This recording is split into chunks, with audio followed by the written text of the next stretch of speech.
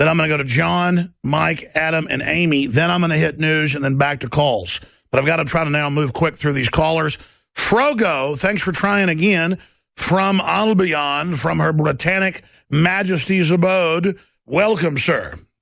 Hi, Alex, but a bit less of Her Britannic Majesty. I had to restrain myself from using a very rude word. What, and I mean, call her the Grand Witch, or what would you call her? How are you talking? God damn it, I do not like royalty.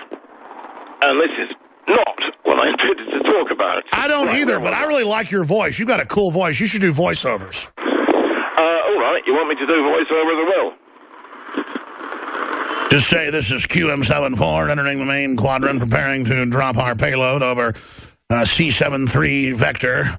This is... Well, I didn't get a lot of that, but we're preparing to drop our payload over. All right, we've got a group of Folk Wolf 109s coming in from the northeast at about 11 o'clock. Right, we don't got that much time. Let's quit goofing. All right, I'll quit screwing around, brother. Go ahead and make your point. Right then, terminology. It's kind of important stuff because precise choices of words and forms of words have powers, both magical and psychological. Something that's been bothering me for quite a while is the use of the term ISIS for a bunch of CIA-inspired terrorist scum in the Middle East. Yes. Now, ISIS is a goddess from ancient Egypt. Very nice character, I should know, because I'm a neo-pagan. I'm a member of the Fellowship of Isis, and we are to be a lot less rude than I was about to be when I heard a mention of the Grand Witch. Really pissed off about it. It's not good to call her that. Yes, it is. But see, I sense these things. Now, no, seriously, getting back to this, yes, I would say ISIS has the traits that are the opposite of the ancient ISIS, and I think it all is a big Western CIA joke, yes. There's no doubt about it. I mean, like, when they first announced it on television, what was that, June last year? Yes. I immediately thought, there is no way that's an accident. Next thing I thought is, also, there is no way that those people are Muslims, because Muslims would never touch anything pagan. Then, shortly after that, they kind of dropped it. They modified it to ISIL, replacing Syria with the Levant. Now, Obama has had rather a lot to say about them. Notice something. He invariably calls them ISIL. And I know why this is. It's because he doesn't want to call down an extra curse upon himself. Then, after that... That's interesting, because that would be, if you're into the occult, to be sitting there using that deity's name for another separate group. Obama thinks it's bad luck. I've wondered why he'll never call it IS or ISIS. He does call it ISIL, which is another made-up name. I mean, wow, that's a really interesting theory. Yeah, I see it as being a little more than a theory. I mean, like, I'm into occult stuff. And I know the things that can happen when you screw around with it. I mean, like, long years ago, let's see, I lived in Earl's Court. I and someone else did a ritual in Nottingdale. When we were finished, I got up, walked home, and there was weird stuff going on behind and around me for about 3/4 of an hour. And then it suddenly clicked that we hadn't closed the circle properly. So right there in Earl's Court Road, fortunately there was no one about the place, I got back into ceremonial mode, closed the circle, and all the weird stuff stopped straight away. Well, there's no doubt the elite are obsessed with what you'd call ancient pagan rituals. And then they're trying to tell the public, though, that none of this is going on. As a neo-pagan, let me ask your view then. What do you think spiritually is going on this planet? What's going on this planet? Cosmic struggle between good and evil. moon, what we see is only a little bit of reality. It's a bit like an iceberg. And there's so much of it. Let's get to the really relevant bit. Mankind, and indeed all life on Earth, has been menaced by demons for, since life on Earth got going. Since the Creator was able to establish this kind of life. The other side, I like to call them tenebrae, which is Latin for darkness, do not like life. They have been attacking life for millions upon millions of years. And they must regard it as a series of defeats, because there is more and more life. Then, at some point, human life arrived, and they must have thought a load of really unprincipled stuff, because, quite frankly, for all the animal loonies and think how nice the world would be if we weren't here loonies, the fact is that the best form of life anyone can be is human. And if you doubt that, just think how long you could play with your iPhone if you were a frog.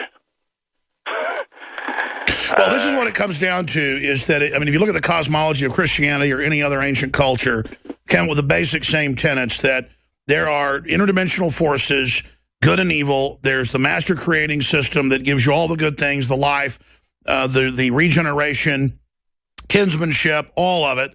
And then you've got forces that love to mutate things, destroy things, and kill things because they hate the creation.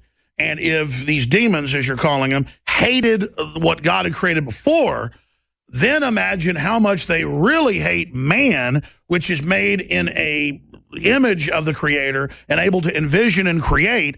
We are light years ahead of the animals in many ways.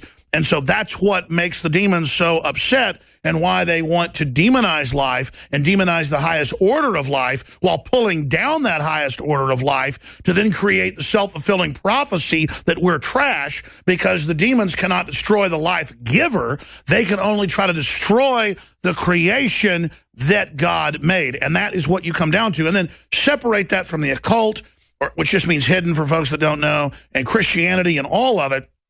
The elite at Skull and Bones, at Bohemian Grove, at all these places, they have been given dominion. They pray to the false light, because when you get higher up, they pray to the darkness. Their outside initiates think they're praying to the light, and they're praying to the false light. And at the higher levels, they want to kill everybody. And they're being promised by their God worlds of their own. They're going to merge with the machines and be gods forever if they simply betray God's creation and try to destroy it. And it's heavy information, and I've gotten into it a lot, because when you look at it, what are the churches are preaching this, but then if you bring science into it and all that's been proven and the sixth sense and everything, oh my God, that's kooky, that's weird, because they don't want people to know how real it is. What I'm getting at is this: the globalists are occult obsessed. Everything they do is obsessed with it.